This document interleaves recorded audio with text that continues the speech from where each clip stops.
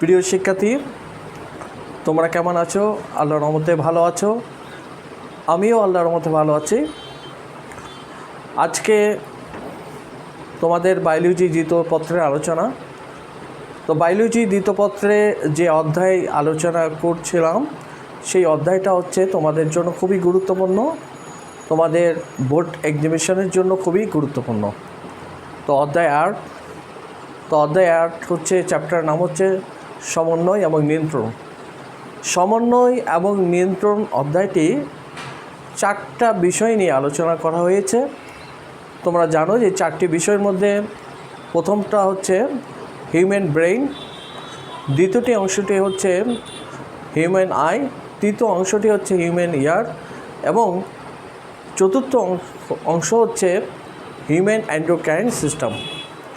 তো আজকে আমরা এর আগের ক্লাসগুলোতে বেশ কয়েকটা লেকচার আমরা দিয়েছি, যে এই লেকচারেরগুলোর মধ্যে প্রথম বা দ্বিতীয় লেকচারের মধ্যে আমরা হিউম্যান ব্রেইন সম্পর্কে আমরা শেষ করেছি। তৃতীয় চতুর্থ লেকচারের মাধ্যমে আমরা হিউম্যান আই সম্পর্কে শেষ করেছি এবং পঞ্চম লেকচারের মাধ্যমে অ্যানাটমি অফ ইয়ার আমরা আলোচনা করেছি।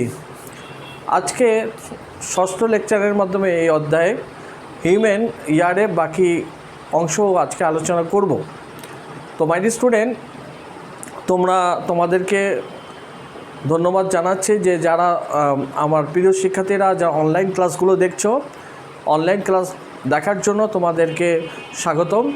তো আমি তোমাদেরকে আরেকটু রিকোয়েস্ট থাকলো, এই তোমরা যেভাবে করে প্রথম থেকে যে কোঅপারেশনগুলো দেখাচ্ছিলে সেই কোঅপারেশনগুলো আরও বেশি বেশি করে দেখাবে, এটার প্রতি আমার আর্নেস্ট রিকোয়েস্ট থাকলো। তো প্লিজ আমরা আমাদের লেকচারে চলে যাব। তোমরা অবশ্যই এই লেকচার শুরু থেকে শেষ পর্যন্ত খুবই মনোযোগীভাবে দেখবে, আমি আশা করব মাই ডিয়ার। তো মাই ডিয়ার স্টুডেন্ট, প্লিজ খেয়াল করো, please my dear student, biology paper 2 chapter 8 সমন্বয় এবং নিয়ন্ত্রণ, ডেট হচ্ছে 17/11/2020। আলোচনা বিষয় হচ্ছে হিউম্যান ইয়ার। তো হিউম্যান ইয়ারের যে অংশ আজকে বাকি আছে, শ্রবণ ও ভারসাম্য রক্ষার ভূমিকা। তো মাই ডিয়ার স্টুডেন্ট, তোমাদের সামনে একটু আলোচনা করে বলি যে মানুষের যে কান, এই কানটিকে প্রধানত 3টি অংশ বিভক্ত করা হয়েছে। একটি হচ্ছে বহিকর্ণ, দ্বিতীয়টি হচ্ছে মধ্যকর্ণ, তৃতীয়টি হচ্ছে অন্তঃকর্ণ। তো এই বহিকর্ণের কতগুলো অংশে বিভক্ত, মধ্যকর্ণে কয়েকটি অংশ বিভক্ত এবং অন্তঃকর্ণে কয়েকটি অংশ বিভক্ত। তো আমরা আজকে তো একটু খেয়াল করে দেখো যে এই 3টি ভাগের মধ্যে সবচেয়ে গুরুত্বপূর্ণ ভাগ হচ্ছে অন্তঃকর্ণ, যেটাকে বলা হচ্ছে ইন্টারনাল ইয়ার। ইন্টারনাল ইয়ারে এসেই কিন্তু শব্দটা কোথায় যাচ্ছে, মানুষের ব্রেইনে যাচ্ছে এবং ব্রেইনে যে শব্দ কেন্দ্র রয়েছে সেখানেই গিয়ে আমরা শব্দটা যখন যেতে পারে তখন আমরা শব্দটা শুনতে পাই। তো আমি তোমাদের সামনে একটু খেয়াল করে দেখো যে আসলে যে কীভাবে শব্দগুলো আমাদের কাছে আসতেছে এবং শব্দগুলো যে সব কানের মাধ্যমে বিভিন্ন অংশের মাধ্যমে বাহিত হয়ে তোমরা হচ্ছে আবার অন্তঃকর্ণে প্রবেশ করতেছে। তো মাই ডিয়ার স্টুডেন্ট, তোমাদের এর আগেও আমরা ক্লাসে আলোচনা করেছিলাম যে মানুষের যে ইয়ার, মানুষের যে কান, এই কানটি হচ্ছে মানুষের 2টা কাজ করে থাকে। 1 নম্বর কাজ হচ্ছে শ্রবণ অঙ্গ, 2 নম্বর কাজ হচ্ছে ভারসাম্য অঙ্গ। তো আমরা একটু এই শ্রবণ আবার ভারসাম্য অঙ্গর যে কাজটা আমরা করে থাকি, কিভাবে করে থাকে এই জিনিসটা তোমাদের একটু খেয়াল করা অবশ্যই উচিত। তো মাই ডিয়ার স্টুডেন্ট, যে তোমরা শ্রবণ বলতে তোমরা অবশ্যই বুঝো, ভারসাম্য বলতে তুমি কি বোঝো? যেমন তুমি একটা গলা, আমি কাত করতেছো বাম দিকে হোক ডান দিকে হোক, তুমি চোখ বন্ধ করে তুমি নিচে যাচ্ছ, মাথা নিচু করো উঁচু করো না, তুমি পিছনের সাইড করতে পারছো, তুমি কিন্তু তুমি যেভাবে যাচ্ছ তুমি বুঝতে পারতেছো তোমার দেহটা কোনটা কোন দিকে হেলে যাচ্ছে। এইটার যে অনুভূতি করার কাজটা কিন্তু মানুষের কর্ণের মাধ্যমে হয়ে থাকে। এই জন্য এই যে দুটি কাজ মাই স্টুডেন্ট, এই দুটি কাজের মধ্যে অবশ্যই এই দুটি কাজটা সমন্বয় হয়ে থাকে মূলতভাবে অন্তঃকর্ণের দিকে। এই জন্য আমরা বিশেষ করে অন্তঃকর্ণের যে বর্ণনাটা খুব ভালোভাবে একটু পড়ব, এটাকে আয়ত্ত করার চেষ্টা করব। তো এখন আমি বলবো যে অন্তঃকর্ণের মধ্যে প্রধানত দুইটি ভাগে বিভক্ত করা হয়েছে। একটা হচ্ছে একটা অংশের মাধ্যমে ভারসাম্য রক্ষার কাজগুলো হয়ে থাকে, আরেকটি অংশের মাধ্যমে কি হচ্ছে শ্রবণের অঙ্গ হিসেবে কাজ করতে থাকে। তো প্রথমে আমরা একটা অন্তঃকর্ণকে একটু আলোচনা করো, যে দেখো যে অন্তঃকর্ণের মধ্যে কয়েকটি অংশে বিভক্ত। তোমরা দেখেছো যে অ্যানাটমি অফ ইন্টারনাল ইয়ার, সেখানে বলা আছে যে অন্তঃকর্ণের মধ্যে কি কি অংশ আছে। এই অন্তঃকর্ণের মধ্যে অংশের মধ্যে আমরা দেখেছি যে এখানে কী থাকে, ইউটিকুলাস থাকে। তারপরে হচ্ছে ইউটিকুলাসের মধ্যে তোমরা দেখবা যে দুটি অর্ধবৃত্তাকার নালী, একটি অনুভূমিক নালী থাকে, আর তারপরে তার একটু নিচে থাকে স্যাকুলাস,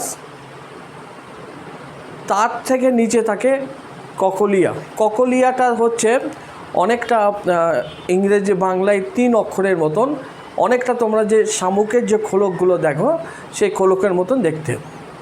তো এখন আমাকে যে অংশের কোনগুলোর মাধ্যমে আমরা বিশেষ করে ভারসাম্য কাজ করা হয়ে থাকে, আজকে আমি বলবো যে আজকে ভারসাম্যটা কীভাবে করে প্রথম সেই আলোচনাটা তোমাদের সামনে প্রেজেন্টেশন করতেছি। তো এখানে আলোচনার মধ্যে আমি যে লিখেছি বা আলোচনা করেছি, প্লিজ খেয়াল করে দেখো। ভারসাম্য অঙ্গ কথাগুলো আমি বললে আসলে তুমি বুঝবা না, এখন আমি তোমাদের সামনে সেই বোঝানোর জন্য সুবিধা করতেছি। ভারসাম্য অঙ্গ নালীগুলো অ্যান্ডোলিপ পূর্ণ অ্যাম্পুলা গঠন করে। অ্যাম্পুলার সংবিধি রোমকোষ থাকে এবং বিদ্যমান, এবং রোমকোষগুলো কপুলার নামক জিলিটিন পর্দায় পতিত থাকে। এবং এইটাই কি করতেছে যে ইউটিকুলাস স্যাকুলাস অর্ধবৃত্তাকার নালী কি করতেছে, অর্থাৎ আমাদের ভারসাম্য অঙ্গ হিসেবে কাজ করতেছে। তো তোমরা যে বিশেষ করে অন্তঃকর্ণ দেখেছো, অন্তঃকর্ণের মধ্যে আমি বলবো যে প্রধান দুইটি ভাগ, উপরে দুইটি অংশ। একটা হচ্ছে ইউটিকুলাস। ইউটিকুলাসের মধ্যে কি থাকে, দুটি অর্ধবৃত্তাকার নালী। দুটি কি থাকে, অর্ধবৃত্তাকার নালী, একটা হচ্ছে অনুভূমিক নালী। এই তিনটি যে নালীটা, তো এই নালীগুলো হচ্ছে ইউটিকুলাসের মধ্যেই কিন্তু অবস্থান করে থাকে। তোমরা প্রশ্ন করতে পারো যে ইউটিকুলাসের মধ্যে কি থাকে। তো মাই ডিয়ার স্টুডেন্ট, ইউটিকুলাসের মধ্যে একটা গুরুত্বপূর্ণ পদার্থ থাকে, লিকুইড থাকে, সেটাকে বলা হচ্ছে অ্যান্ডোলিপ বলবো। এই অ্যান্ডোলিপগুলো হচ্ছে কোথায় থাকে, সেটা হচ্ছে এই অর্ধবৃত্তাকার এবং নালীগুলোর মধ্যে অবস্থান করে থাকে। এবং এই নালীগুলোর মধ্যে কি হচ্ছে, কিছু অংশ মোটা আকারে আকৃতি নয় গঠন করে অ্যাম্পুলা গঠন করে। তো এই অ্যাম্পুলা গঠন করার পর এই যে এদের যে এই বিশেষ করে অ্যান্ডোলিপের মধ্যে কিছু কি থাকে, সংবিধি রোম থাকে। এই সংবিধি রোমগুলো কি হচ্ছে উদ্দীপিত হয়। যখনই সংবিধি রোম উদ্দীপিত হওয়ার কারণে ওখানে সংবিধি রোমের চারিদিকে একটা আবরণ সৃষ্টি করে, জিলিটিন আবরণ সৃষ্টি করে কুপুলা গঠন করে। এই কুপুলার মাধ্যমে মানুষ কি করতেছে, তার দেহের ভারসাম্য কাজের সমন্বয় করতেছে। তাহলে ভারসাম্যর কাজগুলো অন্তঃকর্ণে কোন কোন অংশগুলো ভূমিকা রাখতেছে, তাহলে মনে রাখার জন্য তোমাদের মনে রাখা হচ্ছে প্রথম হচ্ছে ইউটিকুলাস, দ্বিতীয় হচ্ছে স্যাকুলাস। ইউটিকুলাসের মধ্যে তিনটি নালী রয়েছে, দুটি অর্ধবৃত্তাকার নালী, একটা হচ্ছে অনুভূমিক নালী। এই এই তিনটি নালী কিন্তু বিশেষ করে খুবই গুরুত্বপূর্ণ। আর এটার সাথে ইউটিকুলাসের সাথে নিচে যে অংশ থাকে সেই স্যাকুলাসটাও হচ্ছে কি, সেটাও কিন্তু ভারসাম্য অঙ্গ হিসেবে কাজ করে। তাহলে আমাদেরকে মাই স্টুডেন্ট ইউ রিমেম্বার ইট।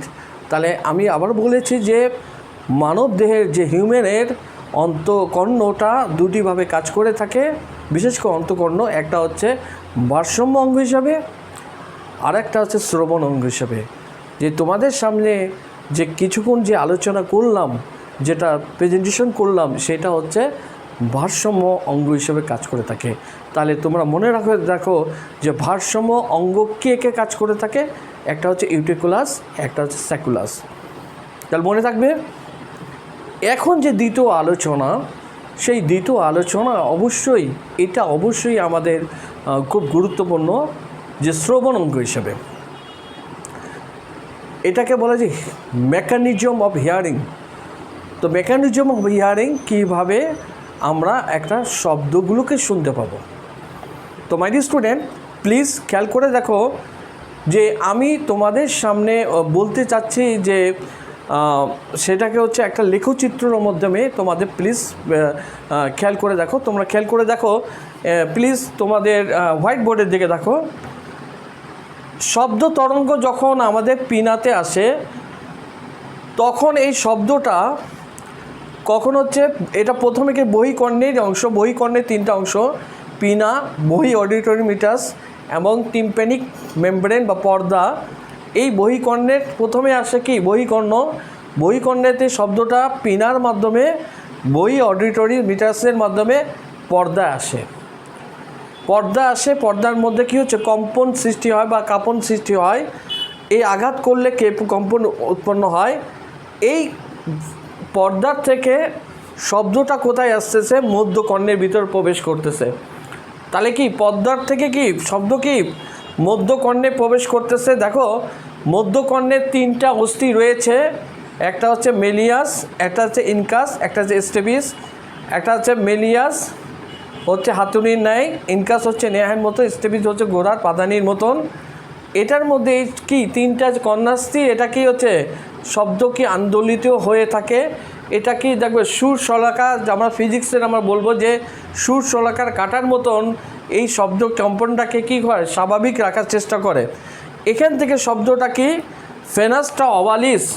তোমরা জানো যে বিশেষ করে মধ্যকর্ণে দুটা ছিদ্র রয়েছে, একটা হচ্ছে ফেনাস্টা অভালিস, একটা ফেনাস্টা রোটান্ডা। তো ফেনাস্টা অভালিসটা হচ্ছে কর্ণাস্থির কাছে অবস্থান করে থাকে। এই ফেনাস্টা অভালিস পর্দার মাধ্যমে, অভালিসের মাধ্যমে কি হচ্ছে, ছিদ্রের মাধ্যমে শব্দটা কোথায় হচ্ছে, ককলিয়া আসতেছে। এই ককলিয়া হচ্ছে কি অন্তঃকর্ণে অবস্থান করতেছে। এই ককলিয়ার মধ্যে কি থাকে, পেরিলিম থাকে।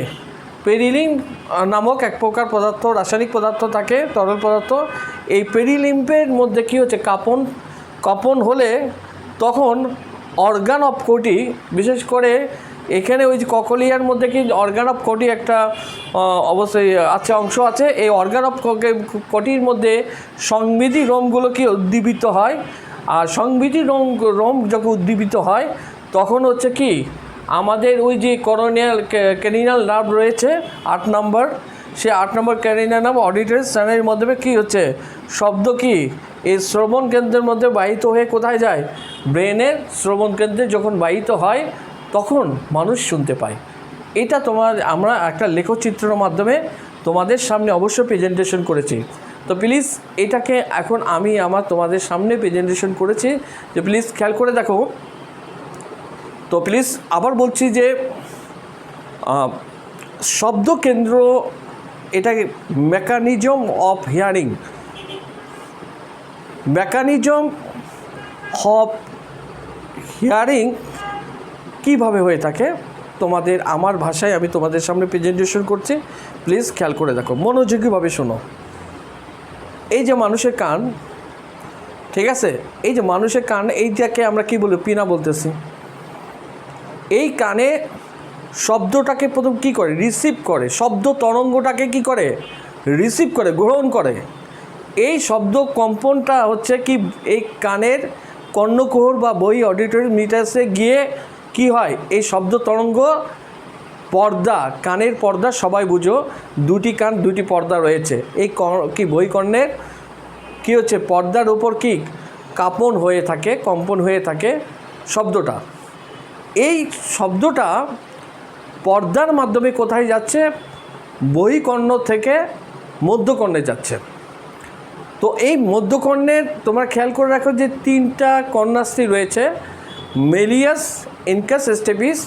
এরা কি করে শব্দটাকে কি হচ্ছে আন্দোলিত করে এই শব্দের তরঙ্গটা যেন যে বাইরে দূর থেকে আস্তে আস্তে শব্দটা কি গতিটা যেন কমে যায়। এই জন্য মাত্রা কমে গেলে, নিম্ন হয়ে গেলে এই মাত্রাটাকে স্বাভাবিক রাখার জন্য বা অর্থাৎ অন্য অংশে পাঠানোর জন্য এই মাত্রা স্বাভাবিক রাখার জন্য এই কর্ণাস্থিটা কী করে খুব গুরুত্বপূর্ণ ভূমিকা করে থাকে। এই মাত্রাটাকে কাঁপনের মাধ্যমে, যেমন ফিজিক্সে যেমন সুশলাকা কাটা যেমন একে আঘাত করলে কি হয়, এটা কম্পন সৃষ্টি হয়, ঠিক এটার মধ্যেও কিন্তু কর্ণাস্থির মধ্যেও কী হচ্ছে, শব্দ কম্পন সৃষ্টি হচ্ছে। এই কর্ণাস্থি কী করে, এই মধ্যকর্ণ থেকে শব্দটা কী করে অন্তকর্ণর দিকে কী করে শব্দ তরঙ্গটাকে পাস করে।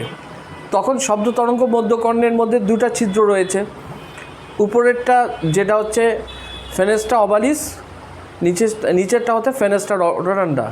এখানে ফেনেস্ট্রা অবালিস ছিদ্রের মাধ্যমে শব্দটা কি হচ্ছে অন্তকর্ণের ককলিয়াতে কি করে প্রবেশ করে। ককলিয়াটা কি দেখতে কি ওই যে শামুকের খোলকের মতন, অন্তকর্ণের নিচের অংশটা কি শামুকের খোলকের মধ্যে, এখানে শব্দটা কি হচ্ছে প্রবেশ করতেছে। শব্দ প্রবেশ করে ওখানে কি এক প্রকার পেরিলিম্প রয়েছে, পেরিলিম্প, এই ককলিয়াটা কি পেরিলিম্পপূর্ণ। এই পেরিলিম্পের মধ্যে শব্দ একটা অংশ আছে অর্গান অফ কোটি ককলিয়ার মধ্যে। এই অর্গান অফ কোটির যে সংবেদী রোমগুলো আছে, সেই সংবেদী রোমগুলো কী হচ্ছে উদ্দীপিত হয়। তখন কী হবে, স্নায়ুর আবেগ তৈরি হয়। এই স্নায়ুর আবেগ তৈরি হলে তখন হচ্ছে কি মানুষের প্রতিটি কানের সাথে এক ধরনের কি কর্টিক্যাল স্নায়ু কী করা আছে ব্রেনের সাথে যুক্ত হচ্ছে। সেই কর্টিক্যাল স্নায়ু নাম হচ্ছে অডিটরি স্নায়ু, অডিটরি নার্ভ। তাহলে এই অডিটরি নার্ভের মাধ্যমে কোথায় যাচ্ছে, ব্রেনের কী হচ্ছে শব্দ কেন্দ্র বাহিত হয়। যখনই শব্দ কেন্দ্র সেই শব্দ তরঙ্গ যখন আমরা ব্রেনে যাচ্ছে, তখন সেই শব্দটাকে কি হচ্ছে আমরা শুনতে পাচ্ছি। এইটাই হচ্ছে এইভাবে করে কি করে মেকানিজম অফ হিয়ারিং হয়ে থাকে। এইভাবে করে কি হচ্ছে মানুষ সেই শব্দগুলোকে শুনতে পায়। তো প্লিজ, তো এই শব্দ আমি আশা করি ইনশাল্লাহ এই বিশেষ করে আরেকটা যে 5 সেন্স অর্গান রয়েছে, যে 5 সেন্স অর্গানের মধ্যে human eye, human ear, human nose, human tongue and human skin. তো আমরা অলরেডি হিউম্যান আই সম্পর্কে আলোচনা করেছি। অবশ্যই আজকেও আমরা এই 2টো লেকচারের মাধ্যমে হিউম্যান ইয়ার সম্পর্কে আমরা শেষ করেছি। তো আমি আশা করি ইনশাল্লাহ সবাই সুন্দরভাবে বুঝতে পেরেছো। শুধু তোমরা বাসায় এটাকে নিয়ে কি আয়ত্ত করে এটার উপর তোমার প্র্যাকটিস করার চেষ্টা করব।